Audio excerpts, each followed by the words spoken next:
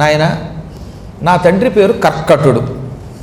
కర్కటుడనే మా తండ్రి పుష్కసి అని పేరు కలిగిన ఒక రాక్షసిని పెళ్లి చేసుకున్నాడు. ఆ ఇద్దరికి, ఈ కర్కటుడికి పుష్కసికి నేను కూతురుగా పుట్టాను. పుష్కసుడు కాబట్టి మా అమ్మ పేరు పుష్కసి కనుక నన్ను ఎంతో ప్రేమతో పెంచి, ఏమే మీ నాన్న పేరే నీకు పెట్టేస్తాను, మీ నాన్న కర్కటుడు, నువ్వు కర్కటి అనగా, పోన్లే నాన్న పేరు కూతురికి పెట్టుకుంటే ఈ వంకతో అయినా నాన్న కూతుర్ని అని పిలిపించుకోవచ్చు అని సంతోషించిందిట. ఇలా కొంతకాలం గడిచింది. దీనికి నవయౌవనం వచ్చింది. అప్పుడు తండ్రి కర్కటుడు మా అమ్మాయికి సరైన సంబంధం ఏమిటి అని పులస్త్య ప్రజాపతి దగ్గరికి వెళ్ళాడు. దండకారణ్యంలో విరాధుడు అని ఒక రాక్షసుడు ఉన్నాడు. ఆ విరాధుడు అన్న రాక్షసుడు ఒక్కడే మీ అమ్మాయిని భరించగలడు, ఇంకెవరూ భరించలేరు. ఈ బండదాన్ని భరించే శక్తి ఆ బండాడికి ఉంది అనగానే వెంటనే ఈయన వెళ్ళాడు విరాధుడి దగ్గరికి. విరాధుడు దండకారణ్యంలో ఉన్నాడు అండి.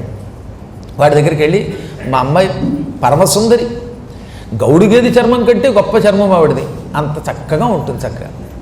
ఇంకా ముక్కు అంటావా, ఆ ముక్కులోకి ఓ 4-5 కొండ గుహలో దూరినట్టుగా దూరి హాయిగా అటు ఇటు బయటకు వచ్చి దాగుడు మూతలు ఆడుకోవచ్చు. అసలు ఇంతెందుకు, దాని ముక్కులో, ఒక ముక్కులో పద్మాకర్ గారు పురాణం చెప్పచ్చు, 200 మంది కూర్చోవచ్చు, న్యాచురల్ ఏసీ అది పైగా. ఇక దాని చేతులు బలంగా ఉంటాయి, అద్భుతంగా వర్ణించారులేండి. కొండబొజ్జ ఇవన్నీ ఉన్నాయి. నువ్వు అటువంటి వాడివి, మీ ఇద్దరూ పక్క పక్కన ఉంటే ఎంత బాగుంటుందో చక్కగా. ఎలకతోలు నీది, గేదెతోలు దానిది. అలాంటి మీ ఇద్దరికి వివాహం అయితే బాగుంటుంది. ఏమంటావు అనగానే, మామ ఇంత చెప్పాలా, ఈడు జోడు బాగున్నప్పుడు మారు మాట్లాడకుండా పెళ్లి చేసుకుంటాను, నువ్వు ఇంత గోడు వెళ్ళబోయక్కర్లేదని విరాధుడు ఎంతో ప్రేమతో పెళ్లి చేసుకున్నాడు. రాక్షసుల ఆచారం ప్రకారంగా 2 ఎముకలు మెడలో కట్టేవారట అప్పట్లో.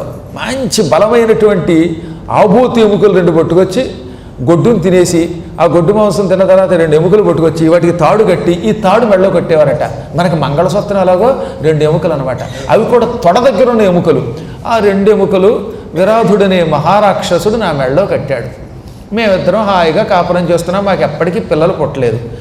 ఇంతలో ఏం చెప్పమంటావు నాయన, అయోధ్య నగరాన్ని పరిపాలించే దశరథుడనే రాజుగారికి 4 కొడుకులు పుట్టారు. అందులో రాముడనే ఆయన పెద్ద ఆయన, ఆయన తమ్ముడు లక్ష్మణుడు, వాళ్ళు వనవాసానికి వచ్చారు. అడవిలోకి వచ్చి ఆ విరాధుణ్ణి రాముడు చంపేశాడు. రాముడు ఆడదాన్ని కనుక నన్ను వదిలిపెట్టాడు, మీ అసలు నాన్నని చంపేశాడు. అంటే నాకు తాళి కట్టిన నాన్న, శరీరం నీకు ఇచ్చినవాడు కాదు. విరాధుడు చచ్చిపోగానే నేను కంగారు పడి అక్కడి నుంచి పారిపోయి ఈ అడవుల్లోకి వచ్చాను.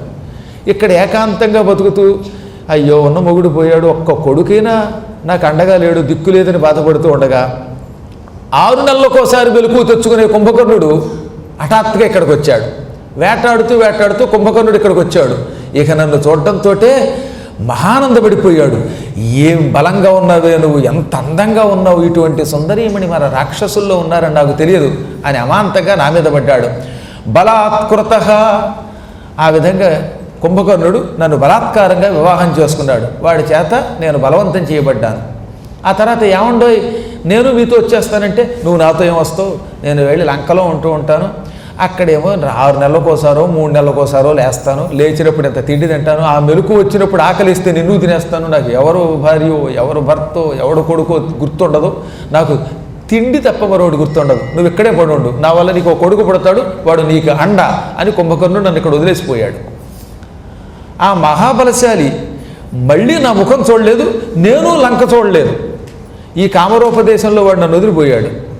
నాయనా నీకు నిజం చెబుతున్నాను, పేరుకి భర్త, ఏకదివస భర్త వాడు, నేను అతని యొక్క నగరం చూడలేదు, సుస్పష్టంగా చెప్పింది ఆవిడ. ఒక్కసారి చూశానంతే. అప్పటి నుంచి ఇక్కడ బతుకుతున్నాను. కొంతకాలానికి ఆ కుంభకర్ణుడి వల్ల నేను గర్భం ధరించాను. ఇదిగో నువ్వు పుట్టుకొచ్చావు. నువ్వు ఆ విధంగా కుంభకర్ణుడికి నాకు పుట్టుకొచ్చావు. అసలు భర్త విరాధుడు, నీకు తండ్రి కుంభకర్ణుడు. ఇలా ఉండగా ఒకనాడు రామచంద్ర ప్రభు యొక్క భార్యని రావణుడు అపహరించాడు. రాముడు సీతను వెతుక్కుంటూ లంకానగరానికి వెళ్ళాడు. అక్కడ మీ తండ్రిని, నీకు జన్మనిచ్చినటువంటి కుంభకర్ణుడిని చీల్చి చెండాడేశాడు, చంపివేశాడు. అది విని నేను ఎంతో దుఃఖించాను. అయ్యో నేను ఎంత దురదృష్టవంతురాలి, తాళి కట్టిన మొగుడేమో రాముడి చేతిలోనే చచ్చాడు, ఆ తర్వాత కొడుకునిచ్చిన మొగుడు అనుకుంటే వాడు చచ్చిపోయాడు అని బాధపడి చివరికి నేనేం చేశాను, తండ్రి దగ్గరికి పోయాను. పితరౌ మే మృతౌ చాత్ర ఋషిణా భస్మసాత్కృతౌ. నేను ఏం దురదృష్టం చేసుకున్నానో ఏమిటో, నా కర్మ ఏమిటో తెలియదు. ఇద్దరు భర్తలు పోయారు కదా, తల్లిదండ్రులైనా పోషిస్తారేమో అని తల్లిదండ్రుల దగ్గరికి వచ్చి ఇక్కడ ఉంటూ ఉండగా ఒక రోజున ఇక్కడికి సుతీక్ష్ణుడు అని ఒక మహర్షి వచ్చాడు. ఆయన అగస్త్యుని యొక్క శిష్యుడు, మహాతపస్యాలి. అగస్త్యుడు ఎంత గొప్పవాడండి. అగస్త్యుడు క్షణాల్లో ఎల్వలాసురుణ్ణి వాతాపిని చంపిపారేసినవాడు, సముద్రం మొత్తం ఆపోసిన పట్టినవాడు, అంతటి మహాత్ముడు. ఆ మహాత్ముడి శిష్యుడు సుతీక్ష్ణుడు. మీకు రామాయణంలో వస్తుంది, గుర్తుపెట్టుకోండి. చాలా అద్భుతమైన శక్తి కలిగిన వాడు ఆయన. రాముణ్ణి గౌరవించినవాడు, అలాగే భరతుడిని గౌరవించినవాడు ఆయన. అలా దేశాలు తిరుగుతూ యాత్రలు చేస్తూ ఆ సుతీక్ష్ణ మహర్షి ఇక్కడికి వచ్చాట. మీకు గుర్తుందా, అరణ్యకాండలో సుతీక్ష్ణం, శరభంగం వీళ్ళందరినీ చూశాడు రాముడు అంటారే, ఆయనే ఈ సుతీక్ష్ణుడు అంటే. అగస్త్యుని శిష్యుడు ఆయన ఇక్కడికి వచ్చాడు. ఈ కర్కటి యొక్క తల్లిదండ్రులు కర్కటుడు, పుష్కసి, వీళ్ళకి ఎన్ని మాంసాలున్నా, ఎన్ని జంతువుల మాంసాలున్నా నరమాంసం అంటే బాగా ఇష్టం. అప్పుడప్పుడు నరమాంసం లేకపోతే ఏం తింటాం, అన్నం అనుకునేవారట వాళ్ళు. మన తెలుగు వాళ్ళు చూడండి, ఎన్నున్న ఆవకాయ పచ్చడి ఎక్కడుందని వెతుక్కుంటారు.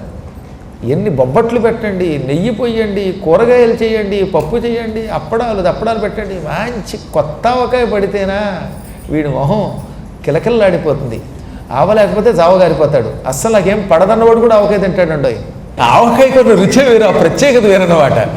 అలాగా ఈ రాక్షసులు కట్టండి ఎన్ని రకాల మాంసాలు ఉన్నా నరమాంసం లేకపోతే మాత్రం వాళ్ళు ఉండలేరట.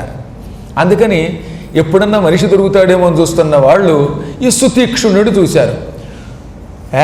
భలే దొరికేవరా జడధారి, మంచి దట్టంగా బలంగా ఉన్నావు, మంచి గడ్డాలు మీసాలు ఉన్నాయి, నీ గడ్డాలు మీసాలు పీకి పక్కన పారేస్తాం. ఆ తర్వాత చూడు వంకాయక ముచ్చికి తీసేసి వండుకుంటాం, అలా ఈ గడ్డాలు మీసాలు తీసి నిన్ను చీల్చి గిన్నెలో వేసి ఉడకబెట్టి ఉల్లికారం పెట్టుకు తింటే భలే ఉంటావురా అంటూ ఈ కర్కటి యొక్క తల్లి పుష్కసి వెళ్ళేదిట. అంటే దీన్ని బట్టి నరమాంసంలో ఉల్లిపాయ కూడా వేసుకుంటారు అన్నమాట. నాకు ఇప్పుడు అర్థమైంది. ఆ మాంసంలో ఉల్లిపాయ వేసుకుంటే రుచిగా ఉంటుందని చెప్పిందంటే ఈ రాక్షసి కొంత అనుభవం ఎవరికో ఉండుంటుంది. మొత్తం మీద ఇలా పలుకుతూ ఈ ఇద్దరు ఋషి మీదకి దూకారు.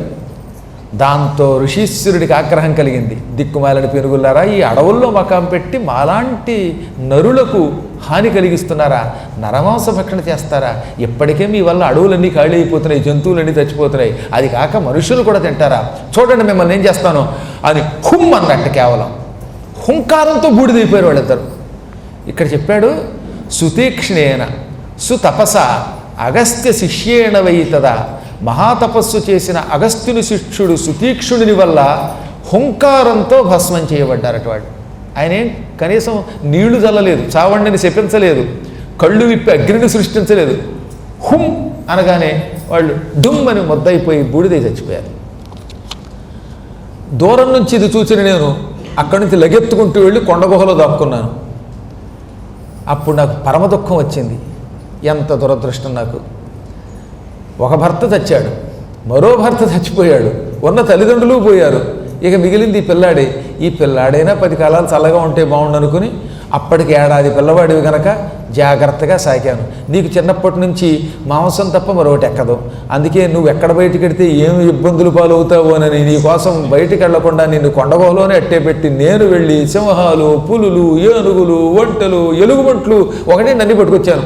ఆయనకు కొండ చిలువలు కూడా పట్టుకొచ్చి నీకు ఇచ్చాను. నువ్వు కొండ చిలువల్ని నూడిల్స్ తిన్నట్టుగా తినేస్తావు కనుక ఈ విధంగా నిన్ను పోషిస్తున్నాను. ఈ మధ్యకాలంలో 2 ఏళ్ల నుంచి నువ్వు కూడా తెగించి ఇంట్లోంచి బయటికి వెళ్ళిపోయి తోటి పిల్లలతో ఆడుకుంటున్నావు. తోటి పిల్లలతో ఆడుకుంటే నీకు కూడా నరమాంసం మీద వ్యామోహం వస్తుందేమో, వస్తే ఏ ఋషి చేతిలో అయినా చచ్చిపోతావేమో అని నా భయం. నాయనో, కుంభకర్ణుడు పోయిన తర్వాత నేను మహాబాధపడుతున్న సమయంలో తల్లిదండ్రులు పోయారు, ఇప్పుడు నేను నిన్ను నమ్ముకుని బతుకుతున్నాను. ఆవిడ చెప్పింది పాపం. అవలంబ్య పునస్త్వాంచ కాలక్షేపం కరోమ్యహం. నిన్ను ఆసరా చేసుకుని నిన్ను చూచుకుని బతుకుతున్నాను, ఏదో కాలం గడుపుతున్నాను. కాలక్షేపం అనే పదం వాడింది ఆవిడ. కాలక్షేపం కరోమ్యహం అన్నది. నాయన నీకు పుణ్యం ఉంటుంది. మహాపరాక్రమవంతుడు అనుకున్న రావణుడు పోయాడు రాముడి వల్ల. అంతకంటే బలవంతుడు కుంభకర్ణుడు. వాడు తలుచుకుంటే భూమి, సముద్రం, ఆకాశం అన్నీ ఏకం చేస్తాడు. వాడు రాముడి చేతిలో చచ్చిపోయాడు. ఇక మిగిలింది మనం. నువ్వు ఏమీ పిచ్చి పనులు చేయక మీ తండ్రిని చంపేశాడని రాముడి మీద ద్వేషం పెంచుకోకు. ఎందుకంటే ఈ మధ్యనే రామచంద్ర ప్రభు సీతను అడవిలోకి పంపేసి నానా బాధపడుతున్నాడని విన్నాను. నువ్వు తిక్క వేషాలు వేసి ఆయన దగ్గరికి వెళ్ళామంటే నిన్ను కూడా చంపేస్తాడేమో. ఇక నేను ఏమీ లేకుండా అయిపోతాను. ఉన్న తల్లిదండ్రుల్ని పోగొట్టుకొని, భర్తల్ని పోగొట్టుకొని, పిల్లాన్ని కూడా పోగొట్టుకుంటే నేను బతకలేను. నా మాట విను, ఎక్కడికి వెళ్ళకు, రాముడి మీద పగ తీర్చుకోకు. ఒకవేళ మన అదృష్టం బాగుండి రాముడు తనంత తానే చచ్చిపోయాడు అనుకో, ఆవిడ దృష్టిలో అవతారం సాధించడం అంటే చచ్చిపోవడం, ఆయనంతటా ఆయనే పోయాడు అనుకో, మన పెంట పోయిందనుకో, నువ్వు మాత్రం ఎక్కడికి వెళ్ళకు అని నచ్చ చెప్పగా వాడు పళ్ళు పటపట కొరికి 12 ఏళ్ల కుర్రాడు మంచి పగ పెట్టుకున్నాడు. విష్ణుమూర్తి రాముడిగా పుట్టాడు అని మా అమ్మ చెప్పింది. ఆ రామావతారంలో పుట్టిన ఆయన అందరినీ చంపేస్తున్నాడా? అందులో మహాపరాక్రమవంతుడైన మా పెద్ద తండ్రిని చంపాడా? మా తండ్రిని చంపాడా? మా అమ్మకి తాళి కట్టిన విరాధుడిని చంపాడా? ఇన్ని రకాల హత్యలు చేసిన రాముణ్ణి చంపకుండా నేను ఇక్కడ కూర్చోవడం తప్పే కదా. తండ్రిని చంపిన వాడి మీద పగ తీర్చుకు తీరాలి. మరి ఎలా? మా అమ్మేమో అక్కడికి వెడితే చచ్చిపోతూ ఉంటుంది. కుంభకర్ణుడికే దిక్కు లేకపోతే నాలాంటి లంబకర్ణుడు ఏం చేస్తాడు అనుకున్నాడు వీడు. అనుకుని బాగా ఆలోచించట. క్రుద్ధశ్చ చింతయామాస కింకరోమి హరిం ప్రతి. ఈ హరిని చంపడం ఎలాగా, హరిని చంపడం ఎలాగా అనుకుంటూ ఒక 2-3 రోజులు తిండి సరిగ్గా తినలేకపోవడం అంటే ఏమిటి, 10 ఏనుగులు తినేవాడు 2 ఏనుగులు తగ్గించుకున్నాడు అనమాట.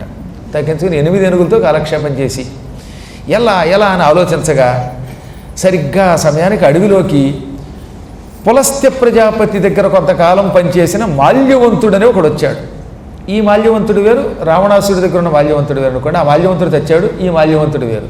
వీడు వచ్చాడు. వాడు రాక్షసులకి పాక్షిక గురువు.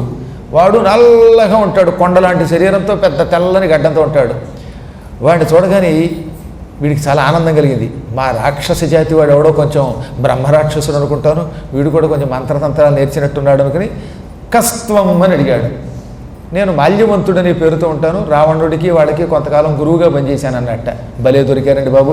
ఆ రావణాసుడి తమ్ముడు కుంభకర్ణుడి పేరు ఎప్పుడన్నా విన్నారా మీరు అనగానే, విన్నానరా బాబు, రాముడి చేతిలో చచ్చిపోయాడు. ఎందుకో నేను చూస్తే కుంభకర్ణుడి పోలికలు డిటోలా కనపడుతున్నాయి. నువ్వు స్టాంపులో ఉన్నావు కుంభకర్ణుడికి నాయన, నోట్లోంచి ఊడిపడినట్టుగా ఉన్నావు అనగా, నోట్లోంచి ఊడిపడ్డం కదా, నిజంగానే నేను కుంభకర్ణుడి కొడుకున్నాడు అని చెప్పాడు వీడు. నా బాబే, కుంభకర్ణుడి తాలూకు వాళ్ళంతా పోయారు, రావణుడి తాలూకు వాడు పోయారు, ఇప్పుడు విభీషణుడు పరిపాలిస్తున్నాడు. నాకు అండ లేదనుకున్న సమయంలో కొండంత శరీరం అన్న నువ్వు అండగా దొరికావు, భలే బండాడు దొరికావు అని లోపల అనుకొని, ఇప్పుడు నువ్వేం చేద్దాం అనుకుంటున్నావు అన్నట్ట. విష్ణువు మీద పగ తీర్చుకోవాలని ఉన్నది. ఏం లాభం?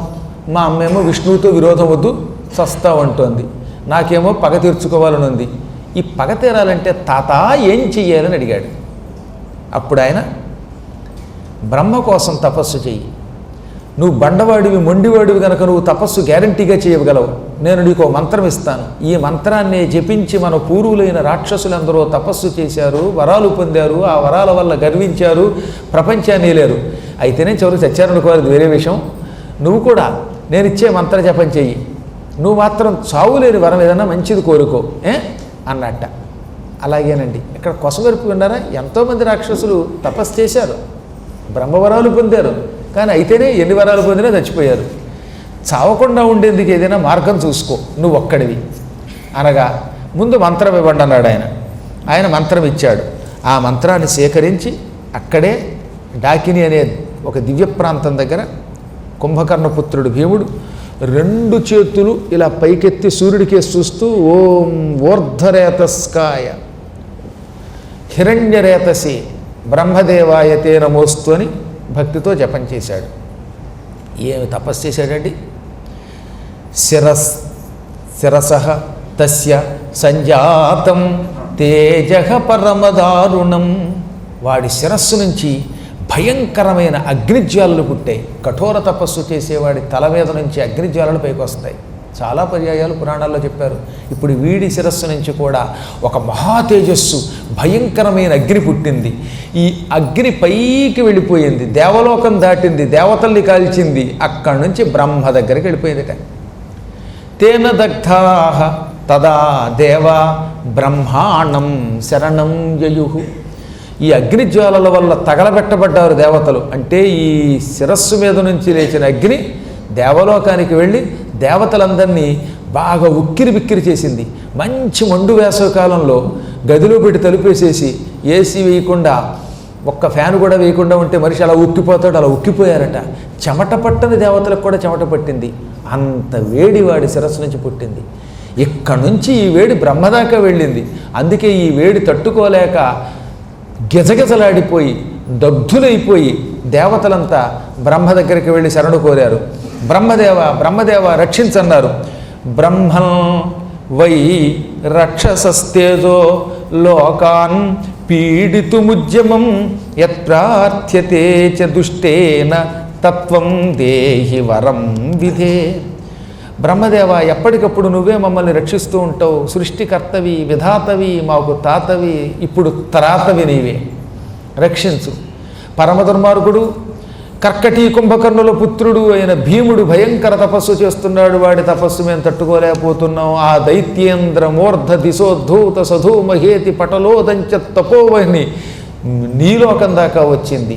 రాక్షసుడి శిరస్సు నుంచి పైకి వస్తున్న ఈ అగ్నిజ్వాలలు ఇప్పుడు చల్లారకపోతే, అంటే నువ్వు ఉపేక్షిస్తే మేమంతా ఈ అగ్నిజ్వాలలకు భస్మం అవుతాం.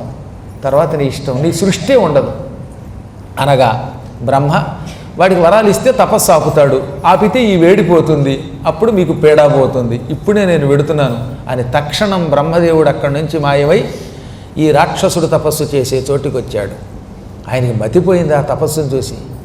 మహాపరాక్రమవంతుడు, బలవంతుడు, పెద్ద శరీరం, కళేబరం కలిగిన భీముడు డొక్కలెండిపోయి బక్క చిక్కిపోయి ఎముకలు పోయిగా మిగిలాడు. కేవలం అస్థిపంజరం తప్ప ఏమీ లేదు. చర్మం లేదు, మాంసం లేదు. అయినా వాడు ఆ అస్థిపంజరాల నిలబడి ఓం బ్రహ్మదేవాయ నమః అంటూనే ఉన్నాడు వాడు. దాంతో బ్రహ్మ తెల్లబోయి, ఓరి భీమా, ఏమి తపస్సురా ఇది, అందుకే మిమ్మల్ని రాక్షసులు అన్నారు. మీ శరీరంలో ప్రాణం ఎలా నిలబడుతుందో నాకు ఇప్పటికీ అర్థం కాదు. మిమ్మల్ని సృష్టించిన నాకే అర్థం కావడంలా. నీ శరీరం మీద ఈగలు వాలాయి, దోమలు వాలాయి, చీమలు వాలాయి. నీ రక్తం, మాంసం, చర్మం, కొవ్వు పీల్చి పిండి చేసి పిప్పి చేసి నిన్ను ఎముకల పోగ్గా మిగిల్చాయి. కేవలం అస్థిపంజరం మాత్రమే నీకు మిగిలింది. అయినా నువ్వు ప్రాణాన్ని శరీరంలో నిలబెట్టుకొని నా కోసం జపం చేస్తున్నావు, తపం చేస్తున్నావు.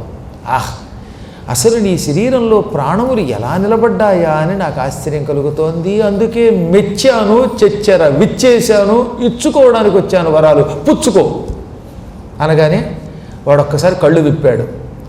అప్పుడు బ్రహ్మ తన కమండలంలో ఉన్న నీళ్లు వాడి మీద జల్లాడు. జల్లగానే అప్పటిదాకా అస్థిపంజరం ఉరికే గాజు కన్నుల్లో గుడ్లు మాత్రం మిగిలాయట. ఇక్కడ ఏమీ లేవు. అస్థిపంజరానికి ఏవో 2 గాజు గుడ్లు పెడితే అలా ఉన్నాయో కళ్ళు. అలాంటి వాడు బ్రహ్మ కమండల జలం మీద పడ్డంతో మళ్ళీ పూర్వంలాగా దృఢమైన బలమైన కళేబరం పొందాడు. ఇప్పుడు మంచి తేజస్సు కూడా వచ్చింది వాడికి బ్రహ్మజలం వల్ల. అప్పుడు వాడు ప్రసన్నుడై ప్రసన్నవదనంతో ఉన్న బ్రహ్మను చూచి ఇలా అన్నాడు, యది ప్రసన్నో దేవేశ యది దేయో వరస్త్వయా అతులంచ బలం మేద్య దేహిత్వం కమలాసన. దేవా, నీవు ప్రసన్నుడవయ్యావు, చాలు, నేను అదృష్టవంతుడయ్యాను. నువ్వు వరాలు కోరుకోమంటున్నావు. సాటి లేని బలము, చావు లేని వరము అనగా బలం ఇస్తాను. కానీ ఎంత తపస్సు చేసినా మరణం లేని వరం మాత్రం ఇవ్వడం కుదరదు నాయన, ఇంకేదైనా కోరుకో అంటే వాడు ఆలోచించి మట్టి ముద్దలో నుంచి వచ్చిన తేజస్సు వల్ల మాత్రమే నేను చావాలన్నట్టు. వాడు మట్టి ముద్దలోంచి తేజస్సు ఎలా వస్తుంది? మా ఐదారు తెలివితే ఎట్లా అంటారు ఇవి. మట్టి ముద్దలోంచి ఒక కాంతి వచ్చి నన్ను చంపగలిగినప్పుడు మాత్రమే నేను చావాలి, ఇంకో రకంగా చావకూడదనగానే బ్రహ్మనవి పోయే కాలం వచ్చినప్పుడు మట్టి ముద్దలోంచి ఏమిటి, నీళ్లలో నుంచి ఎక్కడి నుంచైనా వస్తుంది తేజస్సు. నువ్వు బుద్ధిమంతుడివైతే నిన్నెవరూ చంపరు. కానీ నీవు దుర్బుద్ధివై చెయ్యరాని పనులు చేస్తే, లోకాలని పీడించడం మొదలు పెడితే, అందులో పరమేశ్వర భక్తుల జోలికి వెడితే మట్టి ముద్దలోంచి పరమాత్ముడు ప్రత్యక్షమవుతాడు, నేను సంహరిస్తాడు, పో అని వరమిచ్చి ఆయన దారిని ఆయన అదృశ్యమైపోయాడు. అప్పుడు వాడు ఆనందపడిపోయాడు. వెంటనే ఒక్కసారి శరీరాన్ని అలా విదిలించాడు. అలా విదిలించడంతో వాడు 2 చేతులు పక్కనున్న 2 పెద్ద పెద్ద చెట్లకి తగిలి చెట్లు సమూలంగా కింద పడిపోయాడు. ఏకంగా పెద్ద పెద్ద చెట్లు అవి. వేల సంవత్సరాలు పెరిగిన మహావృక్షాలు. వీడేదో మాట వరుసకి ఇలా అనుకున్నాడు, చేతులు అనుకోవడంతో ఈ చేతి చివర్లు తగిలాయిట, ఇటో చెట్టుకి ఇటో చెట్టుకి. దెబ్బకి వేళ్లతో సితంగా కింద పడిపోయాయి. ఏం మన వాళ్ళు ఏళ్ల తరబడి పెరిగిన చెట్లన్నీ దీపాలు పెట్టి చంపేట్లా, వీళ్ళు అంతే.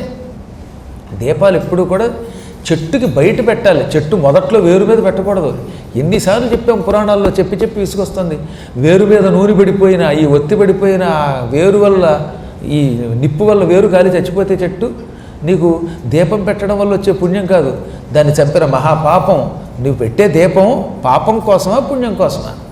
అందుకని దెమ్మ ఎందుకు కట్టారు? కింద పెట్టమని బయట, అంతేగాని పట్టుకొచ్చి అక్కడ పెట్టమని కాదు. గురువు సన్నిధానంలో దీపం వెలిగిస్తే మంచిదంటే నా కాళ్ళ కింద పెట్టమనే అలా పెట్టారు. ఓసారి ఆర్ఆర్పేట వెంకటేశ్వర స్వామి గుడిలో ఉపన్యాసం చెప్తున్నాను. అప్పుడు ఏంటంటే టేబుల్ వేసి కుర్చీ వేసేవాళ్ళండి. నేను కాళ్ళు ఇలా పెట్టుకున్నాను, టేబుల్ మీద ఏమో ఇలా మైకు పెట్టారు. ఉపన్యాసం మొదలెడితే కింద చుర్రుమంది, పంచంటుకుంది. ఏంటంటే ఓ భక్తురాలు ముందే వచ్చేసి అక్కడ పెట్టేసి దాని అంటారు హారతి, ఎంత ముద్ద హారతి, పైగా మళ్ళీ ఒక బెళ్ళ కూడా కాదు, అంత ముద్ద హారతి పెట్టి వెలిగించిపోయిందనమాట మా గురువు గారికి. హారతి హారతి అంచేది ఈ హారతి వచ్చి సరిగ్గా నేనేమో ప్రార్థనలో ఉన్నాను, పని చూసుకోలేదు, సరిగ్గా పంచి అంటుకున్నది. ఈ లోపు కొంతమంది వచ్చారు, అదృష్టవశాత్తు ఆ పంచి ఆర్పారు. లేకపోతే ఏమవుతుందండి, ఎంత ప్రమాదం మరి. లేకపోతే ఈ అజ్ఞాన భక్తి ఒక్కోసారి కొంప ముంచుతుందనమాట. అందువల్ల చాలా జాగ్రత్తగా ఉండాలి. ఈ కాలు నాది, ఆ కాలు నాది అని ఇద్దరు భక్తురాళ్ళు ఆ మధ్యన కాళ్ళు నొక్కారు. నీ కాలు నీదే, నా కాలు నాదే. నీ కాలు నా కాలు తగులుతుంది ఏంటని ఒక్కసారి ఇలా బర్రులు లాగేది ఒక ఆవిడ. భగవంతుడు ఇటువంటి వాళ్ళందరికీ కూడా మంచి జ్ఞానములు ప్రసాదించుగాక. అలాగే శివలింగం దగ్గరికి వెళ్లకుండా కానీ చేయకపోతే లోపలికి వెళ్ళి శివుడిని అలా అరగదీసి నందీశ్వరుని ఎంత అరగదీసేస్తున్నారు అనుకుంటారు. వెనకాతల కొమ్ముల దగ్గర పెట్టుకుని కింద రాసి రాసి రాసి అంత నందీశ్వరుడు సగానికి వచ్చాడు. ఇప్పుడు కలియుగాంతం వరకు నందీశ్వరుడు కూడా అట్టి పెట్టండి. ప్రేమతో అలా చెయ్యండి అంతే, పూర్తిగా అరగదీసేయకండి. అందులో మగవాళ్ళు అరగదీసేటప్పుడేమో ఉంగరాలతో అరగదీస్తున్నారు, ఆడవాళ్ళు ఇక్కడ గాజులతో అరగదీసేస్తారు. నేను నిజంగా చూశాను, చెప్తున్నాను. కొద్ది రోజులకి స్వామివారు తోకుండదేమో అని భయంగా ఉందాం. ఎందుకైనా మంచిది ఇంకో నందీశ్వరుడు కూడా అరగదీయడానికి వేరుగా పెడితే బాగుంటుందేమో అనిపించింది అనమాట. ఈ మధ్యనండి ఉజ్జయినిలో నందీశ్వరుడికి ఒక ఎత్తడి తొడుగు తొడుగుతున్నారు. బంగారపు తొడుగులు, వెండి తొడుగులు కూడా అరిగిపోతున్నాయి. అందుకని ఒక ఎత్తడి తొడుగు పెట్టేశారు, బలమైన ఎత్తడి తొడుగు. వీడు ఎంత అరగదీసినా తొడుగు అరుగుతుంది. ఇది అరిగాక కొత్త తొడుగు వేయచ్చు అనమాట. నమః పార్వతీపతయే హర హర మహాదేవ. కాబట్టి చెప్పొచ్చేది ఏమిటంటే, ఎట్టి పరిస్థితుల్లోనూ కూడా మనుష్యులు కొన్ని చెట్లను జాగ్రత్తగా చూసుకోవాలి, సుకుమారంగా చూసుకోవాలి. వీడు ఆ చెట్లని సమూలంగా పటక్కన కిందకు తోసేసి మహాబలవంతుడయ్యాను అనుకున్నాడు. బ్రహ్మవరాలతో గర్వించాడు, తల్లి దగ్గరకు వచ్చి నమస్కరించాడు. చూసావా అమ్మా, విష్ణువుతో విరోధం వద్దు, ప్రమాదం అన్నావు, విష్ణువుని చంపగలిగే శక్తి పొందాను. పశ్య మాతర్ బలం వేద్య కరోమి ప్రళయం మహాన్ దేవానాం చక్రముఖ్యానాం హరేర్వై తత్సహాయన. అమ్మా, ఇవాళ నా బలపరాక్రమాలు చూడు, నాకు అసలు చావే లేదు. మట్టి ముద్దలోంచి వచ్చిన తేజస్సు తప్ప మరేదీ నన్ను చంపలేదు. ఇంద్రాది దేవతల్ని చీల్చి చెండాడేస్తాను, ప్రళయం సృష్టిస్తాను. విష్ణువుకి ప్రళయం అన్నాడు వాడెక్క. హరే, వాడికి కసే విష్ణువు మీద ఉంది కదా, విష్ణువుని చంపుతానగానే ఆవిడంది, ఇంతకంటే తపస్సు చేశాడు ఈ కుంభకర్ణుడు కూడా. కాకపోతే విష్ణువు చేతిలో చచ్చిపోయాడు. నువ్వు ఏం చేసినా పర్వాలేదు, దేవతలు చెతక్కొట్టు కాదన్నాం, మనుష్యుల జోలికి వెళ్ళు పర్వాలేదు, ఇంకెవరి జోలికైనా వెళ్ళు పర్వాలేదు, ఒక్క విష్ణువు ఆయనతో విరోధం వద్దడానికి పుణ్యం ఉంటుంది. హరి అనే మాట విడిచిపెట్టిన మాట విని హరి జోలికి వెళ్లకుండా ఉంటే నువ్వు హరి అనకుండా ఉంటావు అని గట్టిగా చెప్పగా, సరే పోనీ హరి బదులుగా హరి రాముడిగా పుట్టాడు కదా, రాముడి దగ్గరికి వెళ్ళాలంటే అంటే ఈ మధ్యనే రామచంద్రుడు అవతారం కూడా ధరించేసేట నువ్వు తపస్సుకి వెళ్ళేలోపు, కాబట్టి ఆయనే పోయినప్పుడు ఇంక నీకు విరోధం ఎందుకు అని కొంత చల్లార్చిందండోయ్.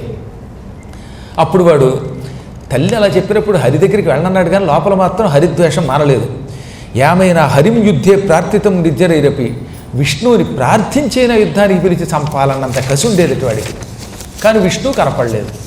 అందుకని ఏం చేశాడు, ముందు దేవతల మీద పడ్డాడు, దేవతల్ని చితక్కొట్టి పారేశాడు, పాతాళానికి వెళ్ళాడు, నాగుల్ని చితక్కొట్టాడు. ఈ విధంగా స్వర సిద్ధ సాధ్య నర కిన్నర పన్నగ యక్ష చారణాసుర విద్యాధర గంధర్వాదులందరినీ ఒక్కొమ్మడి జయించాడు. ఇంక వీడికి విష్ణు ఒక్కడే కనపడలేదు. ఈలోపు కామరూప ప్రాంతంలో, ఇదిగో ఇప్పుడు మనం డాకిని అంటున్న ప్రాంతంలో సుదక్షిణుడని ఒక రాజు పరిపాలించేవాడు. అప్పట్లో ఈ నగరాన్ని సుదక్షిణ మహారాజు పరిపాలించేవాడు. ముందు నేనున్న ప్రాంతాన్ని జయించి వశం చేసుకుని తర్వాత మిగతా మానవుల సంగతి చూద్దామని వీడు కామరూపదేశానికి వచ్చాట. సుదక్షిణుడు మహాశివభక్తుడు, కానీ కాలం కలిసి రాలేదు. సుదక్షిణుడితో రాక్షసుడికి జరిగిన యుద్ధంలో రాక్షసుడు వరప్రభావంతో, బ్రహ్మ ఇచ్చిన వరప్రభావంతో రాజుగారిని జయించాడు. రాజుగారి భార్యని, యారా నాతో యుద్ధానికి వస్తారట్రా, నా కాళ్ళు పట్టుకుని శరణనేదాకా మిమ్మల్ని చెరసాల్లో పెడతాను. వీడికి చంపడం కాదు, వాళ్ళ చేత కాళ్ళు పట్టించుకోవాలని కోరిక. అందుకే ఏమన్నాడు, మిమ్మల్ని చెరసాల్లో వేస్తున్నాను, పొడుగ్గా గొలుసులు వేసేస్తాను. ఈ పొడుగు గొలుసులు చేతికి పట్టుకుని సరిగ్గా మీరు అటు ఇటు కదలలేక ఏడవండి, చెరసాల్లో పడి ఉండండి. బుద్ధి తెచ్చుకొని భీమాసురాయ నమః, పైగా ఓంకారం చేర్చాలట. ఓం భీమాసురాయ నమః నా దగ్గరకు వచ్చి దండం పెట్టారా మిమ్మల్ని విడిచిపెడతాను, నా పరివారంలో నియోగించుకుంటాను, లేదా జైల్లో పడి మగ్గి చావండి, ఎప్పటికి మీకు బుద్ధి వస్తే అప్పటికి మీకు విడుదల అని భార్యాభర్తలిద్దరినీ చెరసాల్లో పెట్టేశాడు. మిగతా రాజ్యం లాక్కున్నాడు. బ్రహ్మ ఇచ్చిన వరాల వల్ల ఈ కర్మ వచ్చిందట. బ్రహ్మ ఇచ్చిన వరములు తెచ్చను కర్మ, ఈ కర్మ దుష్కర్మ నా పుట బ్రహ్మ విష్ణుల తరమా. ఇప్పుడు వీడి బతుకలా ఉంది. మహావిజృంభణతో వీడిలా చెరసాల్లో పారేసి పౌరులకేసి తిరిగాడు. పౌరులంతా అన్నారు, మేము నీ వశమైపోయామండి, మేము సుదక్షిణుడి పార్టీ విడిచిపెట్టామండి, అధికారులు ఎవరంటే వాళ్ళ పార్టీ అనండి, మేము అధికారుల జెండాలు పట్టుకుంటామండి అన్నారు. ఈ రాక్షసుడు పూర్తిగా కామరూపదేశాన్ని తన ఏలుబడిలోకి తెచ్చుకున్నాడు. ఎక్కువ మంది పౌరులు మారిపోయారు. ఇది లక్షణమే కదా, ఏ పార్టీ అధికారంలో ఉంటే అందులో దూరిపోతే మనకి సుఖం. ఇక వీడు రావడంతో మొత్తం కామరూపదేశం అంతా వాడి రంగులు పూయించాడు. చెట్లకి అదే పార్టీ రంగు, పుట్టలకు అదే పార్టీ రంగు, గుట్టలకు అదే పార్టీ రంగుకి వేరే పార్టీ లేకుండా చేశాడు. ఎక్కడ చూసినా భీముడు, వాడి నల్ల రంగు, భీముడు భయంకరాకారంగా ఉంటాడు కదా, నల్ల రంగే పూయించేవట. వాడి బొమ్మలు వేయించుకున్నట్ట. ఏం బొమ్మలండి బాబు, ఎంత ఆశ్చర్యం అంటే అడవుల్లో జంతువులు కనపడితే జంతువులు కూడా పట్టుకుని వాటి మీద వీడి బొమ్మ వేసి జంతువులు వదిలేసేవారట.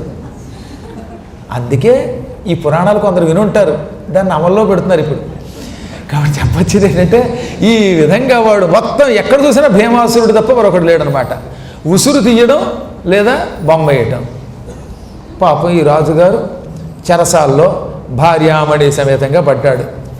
అప్పట్లో చెరసాలు అంటే రాతి గోడలు, భయంకరమైన రాతి గోడలు, కిందంతా ఇసుక మట్టి ఏముంటుంది. అప్పుడప్పుడు గోడలు చెమ్మగిల్లి నీరు కారుతూ ఉంటే ఆ చెమ్మలో పడుకోవాల్సి వచ్చేదండి. అటువంటి భయంకరమైన చెరసాల్లో పడిపోయాడు రాజుగారు. ఆయనకి శివుడంటే పరమభక్తి. ప్రాణం పోయినా శివుడిని విడిచిపెట్టను అనుకున్నాడు ఆయన.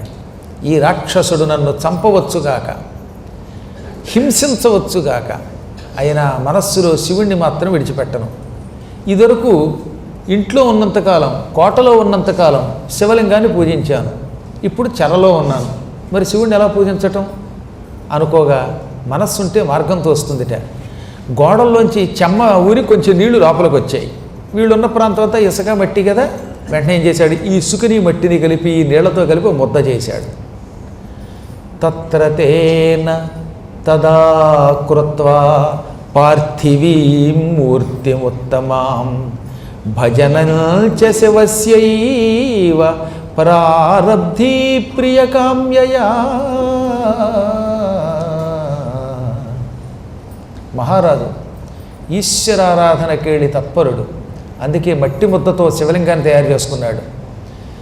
ఇంత పొడుగ్గా ఉన్న గొలుసులు ఇక్కడి నుంచి ఇక్కడ దాకా కాళ్ళకి చేతులకి కలిపి ఉంటాయి కదండి, వీటితో చేతులు ఎత్తి ముద్ద చేయాలంటే కొంచెం కష్టమే. అయినా పాప అలాగే భక్తితో ఓ ముద్ద చేశాడు. ఆ ముద్దకి చేత్తోటే ఇలా నామాలు తీర్చిదిద్దాడు. మట్టి ముద్దకే, ఆ మట్టికే ఇలా వేళ్ళు ఇలా నిమరగా అచ్చం నామాలు పెట్టబడినట్టు అయ్యిందిట.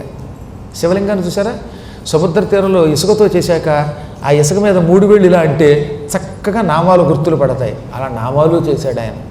చేసి, ప్రభు సంసారం అనే సముద్రాన్ని దాటింపచేసే ఈశ్వరుడివి నువ్వు, ఏదో లీల చూపించగోరి నాలాంటి అజ్ఞానికి కనువిప్పు కలిగించడం కోసం ఈ చెరసాల్లో పారవేశావు. ఇది చెరసాల కాదు, సంసారం పెద్ద చెరసాల. ఇదో చెరసాల అనుకుంటున్నాం కానీ పుట్టడం, పెరగడం, చావడం ఇవన్నీ చెరసాలలే. తల్లి గర్భం 9 నెలల చెర, అందులోంచి బయటపడ్డాక ఆటపాటలతో తిరగడం అదొక చిన్న చెర, పాఠశాలకు వెళ్ళడం అదో పెద్ద చెర, ఆ తర్వాత ఉద్యోగాదుల్లో పడి డబ్బు సంపాదించడం భయంకరమైన కారాగారం. వీటన్నిటికంటే పెళ్లి చేసుకుని గృహస్థాశ్రమంలో ప్రవేశించడం దిక్కుమాలిన కారాగారం. ఇన్ని కారాగారాల్లో ఇదొక కారాగారమా? నాకు కాదు కాదు. దేహము కారాగేహం. అసలు శరీరమే ఓ పెద్ద చెరసాలట. ఈ శరీరం ఎంత చెరసాలంటే ఇందులో జీవుడు బంధితుడై ఉన్నాడు. మన జీవాత్మ ఈ చెరసాల్లో ఉన్నది, ఈ దేహం అనే చెరసాల్లో. ఇందులో ఎన్ని కష్టాలు అనిపిస్తుందండి. గట్టిగా ధూళి వస్తే దగ్గు వస్తుంది, దోమ గొంతులోకి వెడితే దగ్గు వస్తుంది, అక్కడికి ఎక్కడికో వైరస్ వస్తే ముక్కులు కారిపోతాయి, ద్రాక్షరసం తాగలేము, ఫ్రిడ్జ్లో పెట్టకపోతే అది కంపు వస్తుంది, ఫ్రిడ్జ్లో పెడితే చల్లదనానికి తాగలేము, గట్టిగా బజ్జీ తినలేము, గట్టిగా ఏదో తినలేము, కొంచెం ఎక్కువ తింటే ఆయాసం, తినకపోతే నీరసం, ఏది పడుతుందో తెలియదు, ఏది పడదో తెలియదు. మంచి కొరివికారం, గుంటూరులో కొరివికారం వేసుకు తినాలనిపిస్తుంది. ఓ ముద్ద ఎక్కువ తిన్నావా, అబ్బా మంట బాబాయ్ అంటాడు. పోనీ మంట తగ్గడానికి రాత్రిపూట మజ్జిగ తగ్గితే తుమ్ములు వస్తాయిట. ఇంకేమిటండి శరీరం? ఈ మాయదారి శరీరంలో ఉన్న జీవాత్మక అన్ని హింసలే, అనేక కష్టాలు. ఎంత మంచి మాట మాట్లాడారండి పోతన గారు కూడా అందంగా. దేహము కారాగేహము మోహము తెగగోసి సిద్ధ మునివర్తనుడై గేహము వెలుగుడు నరుడు ఉత్సాహముతో చెందు ముక్తి సంపదననగా అంటాడు. ఈ దేహమే పెద్ద చెరసాల. ఇందులో ఉన్న కష్ట నష్టాలు తట్టుకోలేక వీడు సుఖం కోసం వెంపర్లాడతాడు. దీని మీద వ్యామోహం విడిచిపెట్టి మునిలా ప్రవర్తించి శరీరం విడిచిపెట్టే ముందు తీర్థయాత్రలకు వెళ్ళేవాడు తరిస్తాడంటాడు ఆయన. అందుకే గేహము వెలుగుడు నరుడు, ఇల్లు విడిచి బయటికి పోయేవాడు ఉన్నాడే, ఉత్సాహముతో చెందు ముక్తి సంపదననగా అటువంటి వాడు ముక్తి పొందుతాడు. అందువల్ల ఈ శరీరమే ఒక పెద్ద కారాగారం. ఈ కారాగారం నన్నేం చేయదు. నేను నా భార్య సమేతముగా నిన్ను లింగ రూపంలో ఇక్కడ చేసుకుని మానసికంగా పూజిస్తాం. అన్నీ మనస్సుతోటే చేస్తున్నాం. ఇంకా మనస్సే నీకు సమస్తం. యదమర్ఘ్యం యదం పాద్యం ఆసనం, ఇదిగో ధూపం దీపం నైవేద్యం. ఇది చాలా గొప్ప పూజ అండి. మానసిక పూజ చాలా గొప్పది. ఎంత బాగా చెప్పారంటే ఇక్కడ గంగాయా స్తవనంతేన బహుదాచ తదాకృతం మానసం స్నానకర్మాది కృత్వా శంకర పూజనం. మనస్సులోనే అమ్మా గంగా అని సంకల్పం చెప్పుకున్నట్ట. ఎదురుగుండా గంగ ఉందని భావించి మానసికంగా గంగా స్నానం చేశాడు. మానసికంగా దీపారాధన, మానసికంగా ధూపం, అన్నీ మానసమే. అదే శివమానస పూజ అంటే. ఎంత అద్భుతంగా తర్వాత ఇవన్నీ చదివే అటువంటి స్తోత్రం రాశారు.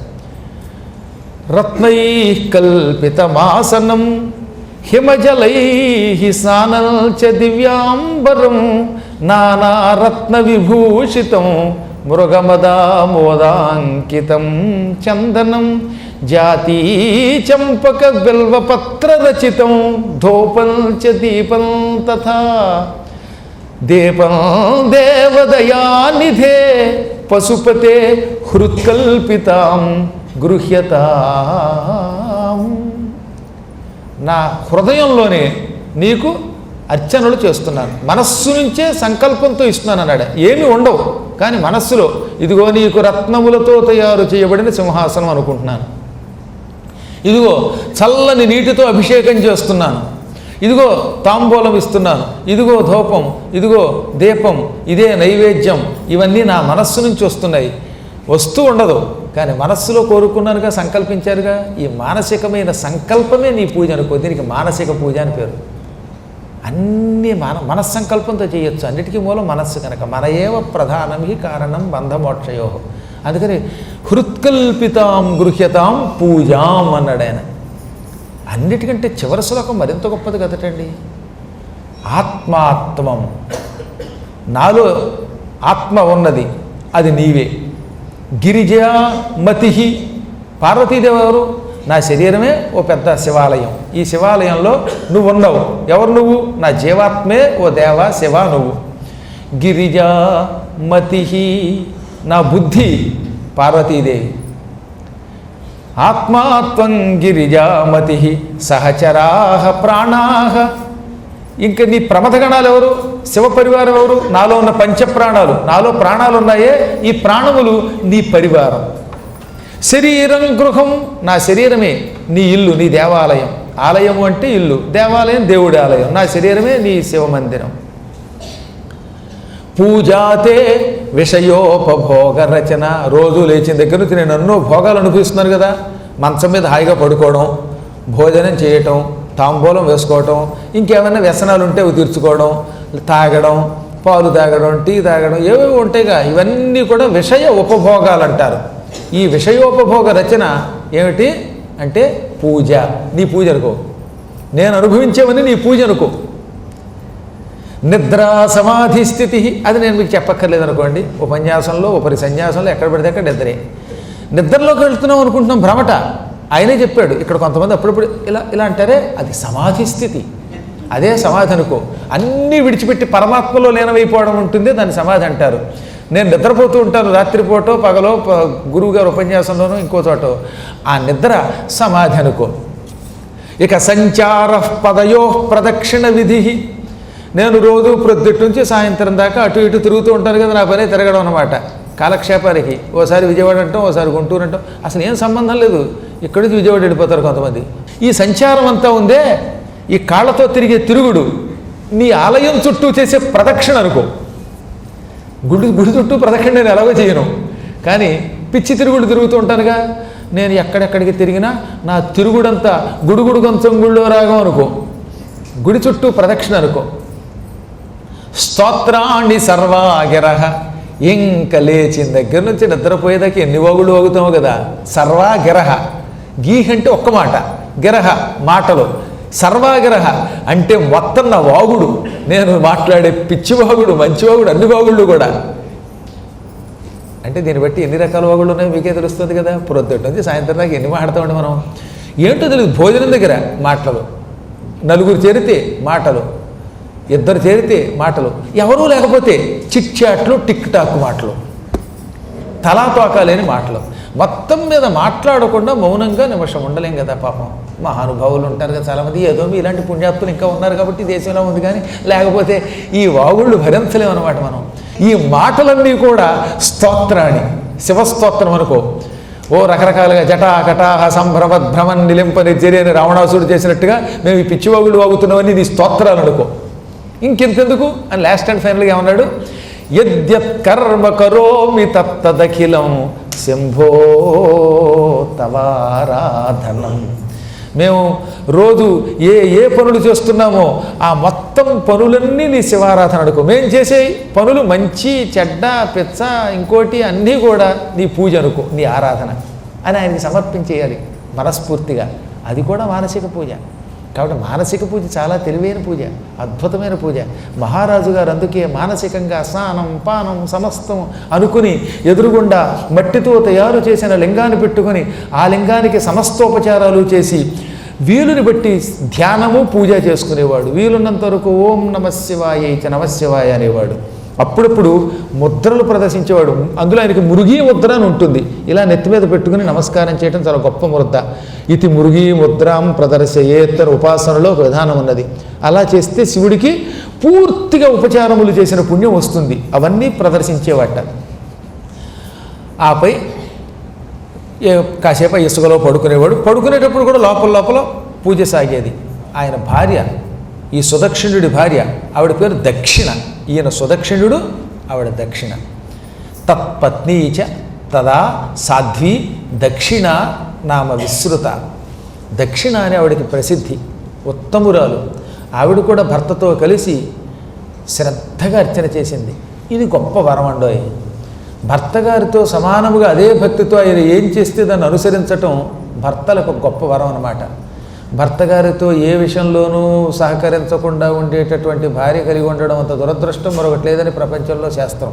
భార్యాభర్తలిద్దరూ ఐకమత్యంతో ఉండాలి. దానికి పట్టుదలను విడిచిపెట్టాలి. ఎవరో ఒకళ్ళు అవసరమైతే తగ్గుతూ ఉండాలి. ప్రేమతో ఒకళ్ళొకళ్ళు నడిపించుకోవాలి. అలా నడిపించుకోవటం ఈ సృష్టిలో గొప్ప ధర్మం. ఆ ఇద్దరు అటువంటి వాళ్ళు ఏకాగ్ర చిత్తంతో శంకరుణ్ణి సేవించారు. కొద్ది రోజులు గడిచిన తర్వాత ఈ రాక్షసుడికి భీముడికి అనుమానం వచ్చింది. ఇన్నాళ్ళు జైల్లో పారేసిన ప్రజలందరూ నాకు భక్తులవుతున్నారు తప్ప ఈ రాజుగారి భార్య నీ భక్తులం అని నా దగ్గరికి రారు, నమస్కరించరు. అసలు వీళ్ళు ఏం చేస్తున్నారు? చెరసాల్లో ఉన్న వాళ్ళకి రోజు దెబ్బరొట్లు పంపుతున్నాం కదా మనం, అవి తినేసి పడుకుంటున్నారా, లేక ఏమైనా మనస్సు మార్చుకున్నారా అని ఒక ఇద్దరు భటులు చూడండి ఏం జరుగుతుందో చూసి నాకు చెప్పండి అన్నాడు. కాపల వాళ్ళకి లోపలికి చూసే అవకాశం ఉండదు, వాళ్ళకి పెద్ద పట్టించుకోరు. కాపల వాళ్ళు అంటే అలా కూర్చొని ఉండేవాళ్ళ వాళ్ళ పని, ఎప్పుడు పీట మీద కూర్చోవడం, మధ్య మధ్యలో అని కునుకులు చేయటం, అవే తప్ప సిబిసిఐడి వర్క్ చేయరు వాళ్ళు. అందుకని ఇద్దరు చారుల్ని పిలిచి, ఈ రాజుగారు ఏమన్నా మారాడా వాడికి నేను వరం ఇస్తాను, లేదా నవిలి మింగేస్తాను, వెళ్ళి చూసి రెండని పంపగా ఇద్దరు గూఢచారులు వెళ్ళారు. వాళ్ళు వెళ్ళే సమయానికి ఈ రాజుగారు మట్టితో చేసిన లింగానికి ఎదురుగుండా కూర్చుని రకరకాల ముద్రలు వేస్తున్నాడండి. ముద్రలు వేస్తూ సాష్టాంగపడుతూ నమశివాయ అనడం వాళ్ళు చూశారు. ఈలోపు ఏం జరిగింది, ఈ దేవతలంతా చావు దెబ్బలు తినేసరిగా ఈ భీమాసురుడి వల్ల వాళ్ళంతా గిజగిజలు ఆడిపోయారు. పరమ దుర్మార్గుడు వాడు, సామాన్యుడండి బాబు వాడు.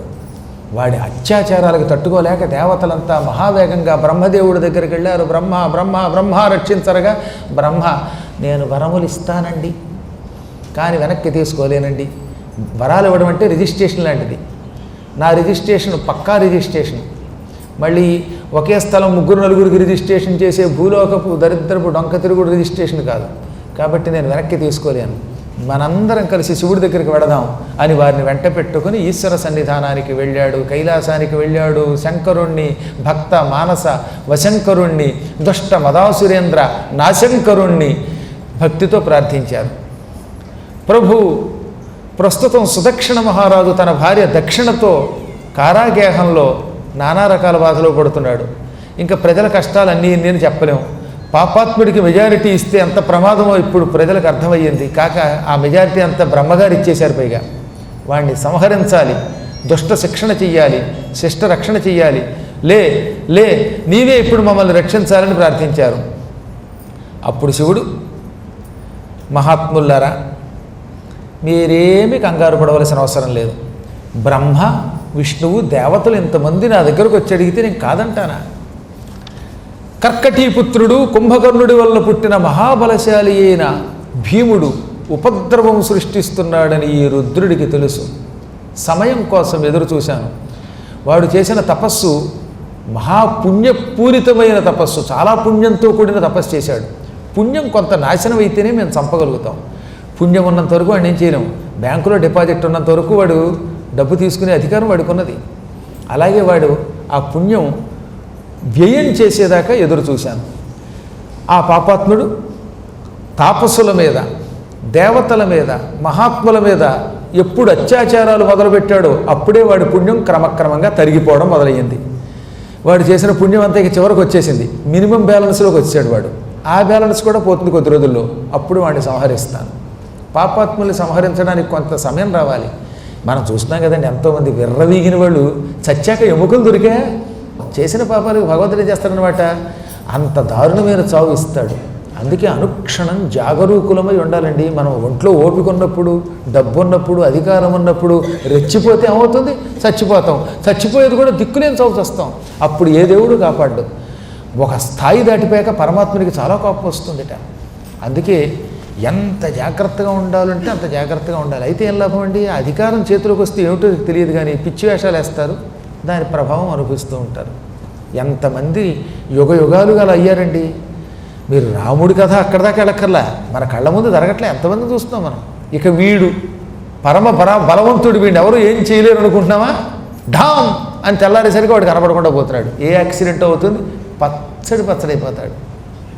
దీనికి సమయం వస్తున్నది. కామరూపేశ్వరో రాజా మదీయో భక్త ఉత్తమ తస్మై బ్రూతేతి వై దేవా కార్యం శీఘ్రం భవిష్యతి. కామరూప మహారాజు సుదక్షిణుడు పరమభక్తుడు నాకు. అతని భార్య దక్షిణ ఇంకా భక్తురాలు. ఆ దంపతులిద్దరూ ప్రస్తుతం చెరసాలలో నా లింగాన్ని తయారు చేసి పూజిస్తున్నారు. ఆ లింగ పూజ చేస్తున్న చోటికి మీరు రహస్యంగా వెళ్ళి ప్రాణం పోయినా సరే లింగ పూజ ఆపద్దు అని చెప్పండి. వాళ్ళ మీదే మీ భవిష్యత్తు ఆధారపడింది. ఎందుకంటే రేపో మాపో దుర్మార్గుడైన భీముడు చెరసాలలో వాళ్ళు ఏం చేస్తున్నారో చూడమని గూఢచారుల్ని పంపుతాడు. ఆ గూఢచారులు వచ్చి వాడు శివపూజ చేస్తున్న విషయం వాడికి చెబుతారు. వాడు వచ్చి వాళ్ళని బెదిరిస్తాడు. అప్పుడు వాడు బెదరకుండా నిశ్చలంగా నన్ను తలుచుకుంటే వాడిని నేను చంపుతాను. ఈతడు ఈ బ్రహ్మ తిన్నగా ఉండక మట్టి ముద్దలోంచి తేజస్సు బయటకు వచ్చి మాత్రమే వాడిని చంపుతుందని వరం ఇచ్చాడు. ఇప్పుడు ప్రస్తుతం వాడు మట్టి ముద్దతో శివలింగం చేశారు. ఆ మట్టి ముద్ద గట్టి ముద్ద అవ్వాలి, అందులోంచి నేను లేవాలి, వాడిని భస్మం చెయ్యాలి.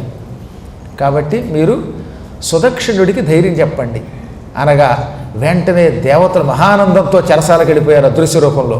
వెళ్ళి మహారాజా, రేపో మాపో శివుడు నీకు ప్రత్యక్షమవుతాడు, దుర్మార్గుడిని చంపుతాడు, రాక్షసులు నీ మీద గూఢచర్యానికి వస్తారు, వాళ్ళు వచ్చి నీ మీద పడినా నువ్వు మాత్రం ఏమాత్రం బెసకవద్దు, నీ శివదీక్ష విడిచిపెట్టద్దు, శివ పూజ విడిచిపెట్టద్దు, శివనామస్మరణ విడిచిపెట్టద్దు.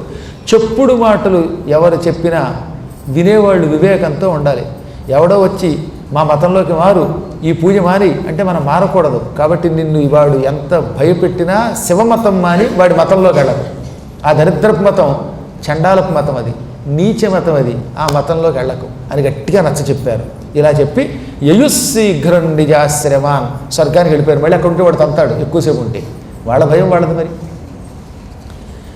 ఇప్పుడు కామరూపదేశ మహారాజు సుదక్షిణుడు బ్రహ్మానందం పొందాడు. అమ్మయ్య, నా కష్టములు పరమేశ్వరుడు ఎప్పటికప్పుడు పరిశీలిస్తున్నాడు అనుకున్నట్టు ఆయన. శివుడు కూడా ఏం చేశాడు, దేవతలకు వరం ఇచ్చిన వెంటనే శివలింగంలోకి వచ్చేసేటండోయ్. ఏం అద్భుతం అండి! స్వభక్త నికటం గుప్తస్థస్థౌ రక్షార్థమాధరాత్. అతన్ని రక్షించడానికి ఏ క్షణంలో ఎక్కడి నుంచైనా రావడానికి వీలుగా మొత్తం చెరసాల గోడల్లో, చెరసాల కింద ఉన్న ఇసుకలో, శివలింగంలో అన్నిటా దాక్కున్నాడు. అంటే ఆ రాక్షసుడు ఎక్కడ ఏం పగలగొడితే అందులోంచి బయటకు వచ్చేద్దాం. ఎందుకంటే కిందంతా ఇసుకే కదా, ఇసుకంటే మట్టి కింద లెక్క ఆయన దృష్టిలో. అందులోంచి బయటికి రావడానికి వీలుగా పూర్వం నరసింహావతారం ఎలా అయితే అంతటా వ్యాపించిందో అలా వ్యాపించి ఉన్నట్ట సోలం బుచ్చుకు రెడీగా. ఈలోపు ఇందాక మనం చెప్పుకున్నాక భీముడు ఏం చేశాడు, కాపలా వాళ్ళని గూఢచారులను పంపాడు. మీరు వెళ్ళి రాజుగారు ఏం చేస్తున్నారో చూడండి అనగా వాళ్ళు వచ్చారు. వచ్చి రాజుగారిని పరిశీలించడానికి వీలుగా కాపలా వాళ్ళని పిలిచి చెరసాల తాళం తీయండి అన్నారు. కాపలా వాళ్ళు పెద్ద తాళం, తాటికేంత తాళం వేశారు. దానికి ఎక్కింత ఆ తాళం తీశారట. పూర్వకాలంలో ఇంతంత తాళాలు ఉండేవండి బాబు.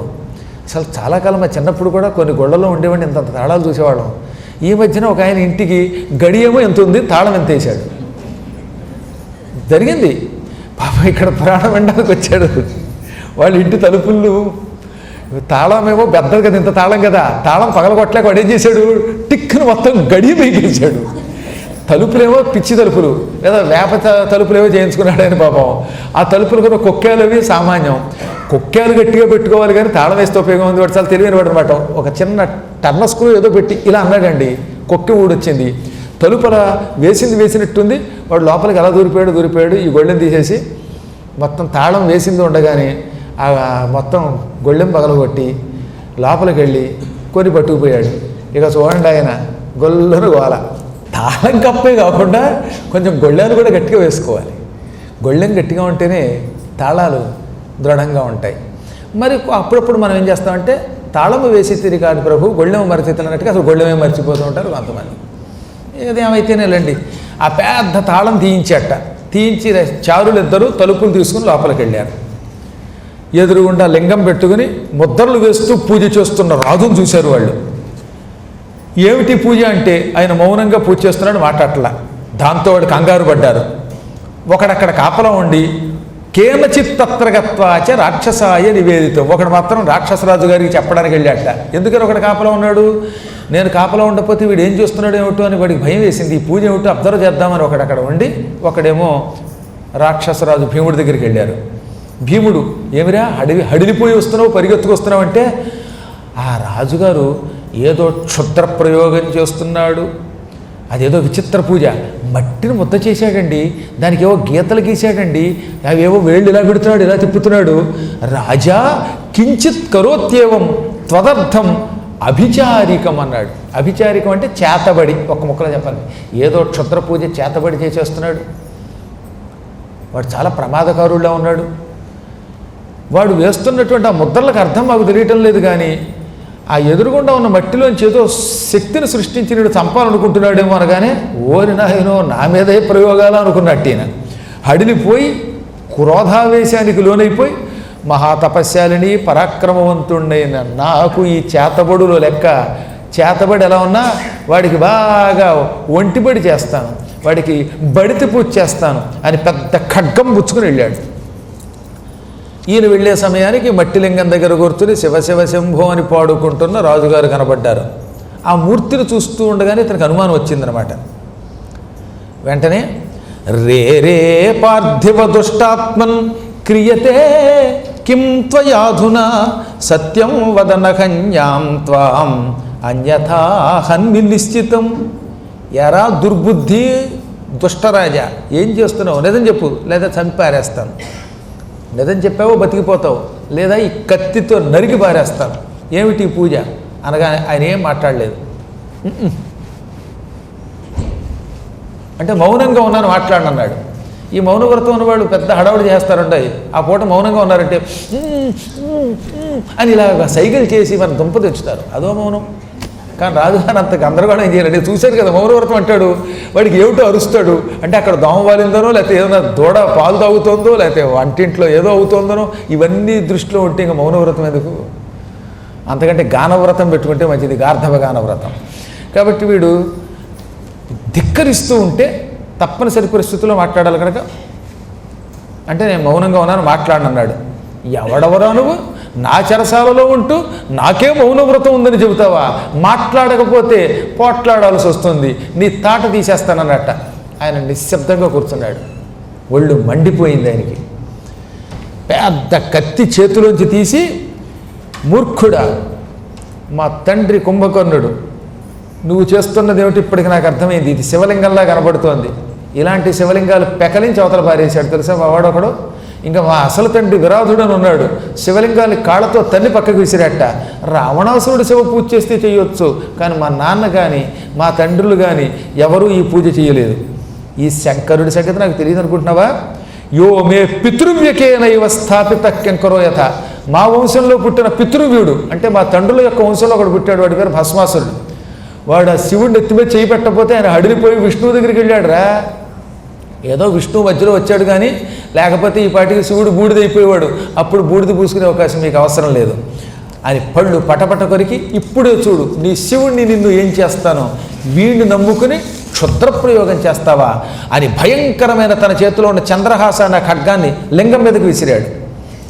విచిత్రం తెలిసిన మీకు, అంత పెద్ద కత్తి మహావేగంగా వచ్చి ఆ మట్టి లింగంలో గుచ్చుకుని మట్టిలింగం పెటిల్ని పగిలిపోయింది. అదేగా మట్టి ముద్ద పగిలి అందులోంచి రావాలి శక్తి. మరి వాడి కర్మ వాడి చేతులారా చేసుకున్నట్ట. ఈ కత్తి అలా తగిలిందో లేదో, వెంటనే అందులో నుంచి మహానుభావుడు ఈశ్వరుడు భయంకరాకారంతో ప్రత్యక్షమయ్యాడు. పశ్య భీమేశ్వరోహంచ రక్షార్థం ప్రకటోభవం. నేనే భీమేశ్వరుణ్ణి. 2 కారణముల చేత భీమేశ్వరుణ్ణి నేను. ఈ భీముడి పాలిటి మృత్యువుని, ఈ భీముడికి కూడా ఈశ్వరుణ్ణి. భీమము అంటే భయంకరత్వం, మృత్యువుకే భయం కలిగించే ఈశ్వరుణ్ణి నేను. ఇప్పుడు భీమేశ్వరుడు అనే పేరుతో ప్రత్యక్షమయ్యాను. కాసుకోరా మూర్ఖుడా అని ఆ కత్తిని చేత్తో పట్టుకుని 2గా విరిచి నోట్లో వేసుకుని అప్పడం మింగినట్టు మింగేశాడు ఆయన. శివుడికి ఇంకా వీడి పుణ్యం కొంచెం మిగిలిందిట. పుణ్యం పోయేదాకా యుద్ధం చేయాలి. కొద్దిగా పుణ్యం మిగిలినా ఆయన సంహరించాడు. అందుకని వాడితో యుద్ధం చేశాడు. దాదాపు 4.5 గంటల కాలం వాళ్ళిద్దరికి యుద్ధం జరిగింది. చెరసాలు చాలా పెద్ద చెరసాలు కదా. వాడు బాణం వేశాడు, ఈయన బాణం మింగాడు. వాడు కత్తి విసిరాడు, కత్తి విరగొట్టుకు తిన్నాడు ఆయన. వాడు గద విసిరాడు, తిన్నాడు. ఇలా ఘోర యుద్ధం జరుగుతూ ఉంటే ఈ యుద్ధం వల్ల సముద్రాలు పర్వతాలు అన్నీ కంపించిపోయి అకాలంలో ప్రళయం వచ్చింది. వెంటనే నారదుడు అక్కడ ప్రత్యక్షమయ్యాడు. నారదశ్చ సమాగత్య శంకరం దుఃఖదాహకం. దుఃఖాలు తొలగించే శంకరుడి దగ్గర నారదుడు ప్రత్యక్షమై ఇలా ప్రార్థించాడు. క్షమ్యతాం క్షమ్యతాం నాథత్వయా విభ్రమకారక. స్వామి, తొందరగా మమ్మల్ని అనుగ్రహించు, నన్ను క్షమించి నా మాట విను. తృణేకశ్చ కుఠారో వై హన్యతాం శీఘ్రమేవహి. గడ్డి పరకం నరకడానికి గొడ్డలు కావాలా? ఎంత గడ్డి పరకుందిట, దాన్ని చేత్తో పట్టుకుని ఇలా పుట్టుకుని తెంపచ్చు, దాన్ని గొడ్డలతో కొట్టేట్టు వెనకటి కావడం. నన్ను క్షమిస్తానంటే నువ్వు చేస్తున్న పని అది అనిపిస్తోంది అన్నాడు ఆయన. వీడు గడ్డి పరక. ఈ గడ్డి పరక మీదకి గడ్డికి గొడ్డలు ఎందుకు? ఈ దౌర్భాగ్యుని క్షణంలో చంపక. ప్రభు, వీడు అంతకంతకి సంధ్యా సమయం పెరిగితే బలం పెంచుకుంటాడు, నువ్వు ఉఫ్ఫు అంటే చాలు ఎగిరిపోతాడు, హుంకరిస్తే చచ్చిపోతాడు. లేకపోతే ప్రజలంతా శివుడు కూడా ఒక సామాన్యుడిని చంపడానికి నానాయాతన పడ్డాడంటారు. పరమ పాపాత్ముడు వీడిని సంహరించు, మమ్మల్ని రక్షించు అనగా అప్పుడు ఈశ్వరుడు చిరునవ్వు నవ్వి, నాయనా వీటిలో కొంత పుణ్యశేషం ఉండడం వల్ల ఎంతసేపు యుద్ధం చేశాను, ప్రతిదానికి కర్మశేషం అని ఒకటి ఉంటుంది. ఆ కర్మశేషం పోయేదాకా చంపక కాస్త ఉపేక్షించక తప్పదు. ఇక ఇప్పుడు పోయింది. వీడు చిట్ట చివరిసారిగా నా మీదకి ఆయుధం ప్రయోగిస్తూ శివుడు మూర్ఖుడు, శివుడు అనేవాడు లేడు, నువ్వు ఎవడో వేషధారి అన్నాడు. దాంతో కొంచెం మిగిలిన పుణ్యం కూడా పోయింది. ఇక వీడిని చంపడానికి నేనేం ఆలోచించక్కర్లా, చూస్తూ ఉండు అని వెంటనే ఆయన ఏం చేశాడు, హుం అని ఒక్క హుంకారం చేశాడు. ఆ హుంకారంతో రాక్షసగణాలతో సహితంగా భీమాసురుడు భస్మైపోయాడు. దావాగ్ని అడవిని తగలబెట్టినట్టుగా పరమేశ్వరుడు హుంకారం నిశ్శేషంగా అందరినీ తగలబెట్టింది. భీముడు భస్మైపోయాడు. వాడి భస్మమంతా, ఇక్కడే గొప్ప విషయం తెలుసా, వాడు బూడిదైపోగానే వాడి బూడిద పైకి ఎగిరొచ్చి పగిలిపోయిన శివలింగం మీద పడి లింగం గట్టిపడిపోయి లింగానికి వాడు అర్చన చేసినట్టు అయిపోయింది. వాడి బూడిదే లింగాభిషేకం అయింది వాడి శరీరం. పగిలిన లింగం అతుక్కొని దాని మీద వాడి బూడిద పడగానే దౌర్భాగ్యుడు చచ్చినా వాడు అడ్డగాడిది కూడా వాడి బూడిద శివుడి మీద పడటం ఏంటండి, అంత అదృష్టం అండి. దాంతో వాడు చచ్చి కూడా కైలాసానికి పోయాట. పాపాత్ములు ఎంత అదృష్టవంతులంటే పరమేశ్వరుడి చేతిలో మరణించి శివుడి సన్నిధానానికి వెళ్ళగలుగుతున్నారు. అందువల్ల పరమేశ్వరుడితో విరోధం కంటే ఆయన చేతిలో చావడం కూడా లాభం అన్నారు. అప్పుడు ఈశ్వరుడు చూసి తెరా, ఈ భీముడు భస్మమై నా లింగానికి అభిషేకంగా పడ్డాడు. ఈ రోజు నుంచి నేను ఎవరైనా చచ్చిపోయిన వాళ్ళ కాష్టం బూడిదని పూసుకోవడానికి ఇష్టపడతా. అలా కాష్టం బూడిది నా మీద వేసి ఆ భస్మాన్ని శరీరానికి ధరించినటువంటి వాడికి భూత ప్రేత పిశాచాల భయం తొలగిపోతుంది. భూత ప్రేత పిశాచాది దూరతశ్చ తతో వ్రజేత్. నన్ను భస్మంతో పూజించి ఆ భస్మం నుదుట ధరించిన వాడికి ఇక భూత ప్రేత పిశాచ బాధ ఉండదు, సమస్త దోషాలు తొలగిపోతాయి. నాకు భస్మం అంటే చాలా ఇష్టం. భూతి, విభూతి, ఐశ్వర్యము అని దీనికి చాలా పేర్లు ఉంటాయి. ఇది ఉన్న చోట ఐశ్వర్యం ఉంటుంది, ఇది ఉన్న చోట శుభాలు ఉంటాయి. దీనిని ఒళ్ళంతా పూసుకుని జపం చేసేవాడికి జపం మీద నిష్ఠ కలుగుతుంది. నన్ను నమ్మిది పూసుకున్నటువంటి వాడు పూసుకున్న సమయంలో శరీరం విడిచిపెడితే వాడు నరకానికి పోడు. అందుకే పూర్వం రాత్రి పడుకునేటప్పుడు మంచం మీద కొంత విభూతి వేసుకుని ఒంటికి విభూతి రాసుకు పడుకునేవారు. ఎందువల్ల ఒకవేళ ఏ అదృష్టమో బాగుండి మంచం మీద ఉండగా మనం ప్రాణం విడిచిపెట్టాం, అప్పుడు మన ఒంటి మీద బూడిద ఉంటే గ్యారంటీగా వాడు నరకానికి వెళ్ళాడు. మీకు ఇదివరకు కూడా దేవీ భాగవతంలో భస్మమహి చెప్పాను, నరక కొండమును కూడా స్వర్గంగా మార్చే శక్తి విభూతికి మాత్రమే ఉన్నది. అందువల్ల విభూతి పూసుకుని నిద్రపోండి, విభూతి పూసుకుని అర్చన చెయ్యండి, విభూతి పూసుకునే ఏ పనన్నా చెయ్యండి. ఇది నా ఆజ్ఞ అన్నాడు శివుడు భీమేశ్వరుడి రూపంలో. ఈ రోజు నుంచి ఈ డాకినీ ప్రాంతంలో నేను భీమశంకరుడు అనే పేరుతో లింగ రూపంలో వెలుస్తాను. సుదక్షిణ మహారాజా, ఈ కారాగార స్థానంలో నా కోసం ఒక దేవాలయాన్ని నిర్మాణం చేయి. వచ్చిన వాళ్ళంతా నిన్ను తలుచుకుని, నీ భార్యని దక్షిణ సుదక్షిణులు అనే పేరుతో ఉన్న మిమ్మల్ని తలుచుకుని నా దర్శనం చేసుకుని సమస్త శుభాలు పొందుతారు. శోకం విడిచిపెట్టి విశోకం పొందుతారు, అశోకులవుతారు వాళ్ళు. నాయన, మొదటి పూజ నువ్వే చెయ్యి. భక్తుడవైన నిన్ను అనుగ్రహించడం కోసం నేను లింగరూపం ధరించాను. ఈ తొలి పూజ మానవులు మీరు చెయ్యండి. కలియుగాంతం వరకు ఈ ప్రాంతంలో ఉండి యుగాంతంలో తిరిగి నా జ్యోతిశక్తిని కైలాసంలో కలిపేస్తాను. ఇంతవరకు ఉన్న ఈ మట్టి లింగంలో అపూర్వమైన నా జ్యోతిని నింపుతున్నాను. ఎందుకంటే జ్యోతి ఉండబట్టి వాడు మరణించాడు కనుక ఇది కూడా ఒక జ్యోతిర్లింగం అవుతుంది. ఇది భీమశంకర జ్యోతిర్లింగం అవుతుంది. ఈ లింగం ఆవిర్భావ ఘట్టము, నిన్ను నేను రక్షించిన విశేషాలు భక్తితో చెప్పినవాడు విన్నవాడు వీళ్ళంతా నా అనుగ్రహానికి పాత్రులవుతారు. సకల శుభాలు వాళ్ళకి కలగజేస్తాను అని ఈశ్వరుడు వరం ఇచ్చాడు. ఇది పరమ పవిత్రమైన డాకిని భీమశంకరుని కథ. నిజానికి సౌరాష్ట్రంలో సోమనాథం, శ్రీశైలంలో మల్లికార్జునుడు, ఉజ్జయిన్యాం మహాకాలం, ఓంకారం అమలేశ్వరం, తర్వాత ప్రజ్వల్యాం వైద్యనాథంచ అని ఉంటుంది నిజానికి. కానీ కథలో మాత్రం వైద్యనాథుడి గురించి చెప్పకుండా డాకిని భీమశంకరుడు గురించి చెప్పాడనమాట. ఈ విధంగా మనం సోమనాథలింగం చెప్పుకున్నాం, శ్రీశైల మల్లికార్జునుడు చెప్పుకున్నాం, మహాకాళుడిని చెప్పుకున్నాం, ఓంకారం అమలేశ్వరం చెప్పుకున్నాం, ఇప్పుడు డాకిని భీమశంకరుడు గురించి చెప్పుకున్నాం. నెక్స్ట్ రేపు మాత్రం వారణాసి మహిమ వస్తున్నది, పరమ పవిత్రమైనది. అది ఎన్ని రోజులు చెప్పినా తరగదు. అయినప్పటికీ ఇక్కడ మనకి పరిమితులు ఉన్నాయి కనుక ద్వాదశ జ్యోతిర్లింగాలు ఇందులో కొంచెం క్లుప్తంగా చెబుతాడు, కాశీఖండంలో ప్రత్యేకంగా చెబుతాడు. మొత్తం మీద జ్యోతిర్లింగాల కథ పూర్తయ్యేదాకా మాత్రం ఒక్కరోజు కూడా అబ్సెంట్ కాకుండా శ్రద్ధతో రండి, విని తరించండి.